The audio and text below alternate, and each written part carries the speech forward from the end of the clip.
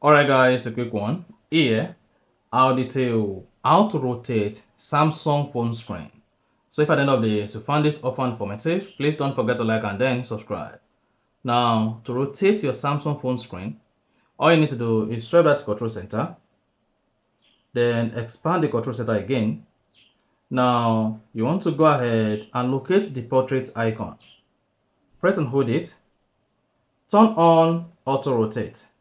Then you can turn on all the features you have underneath here and then click on done. Now, when next you want to rotate your Samsung phone screen, all you need to do is just tilt it this way. Then you can search through like this.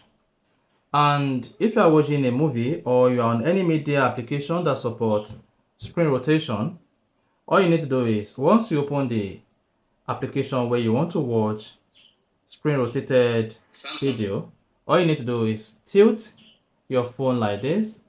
If it supports it, it's going to rotate it, and if it doesn't, you'll not be able to use it. So like that. So this works on all other applications that support screen rotation on your Samsung. This rotates your app screen.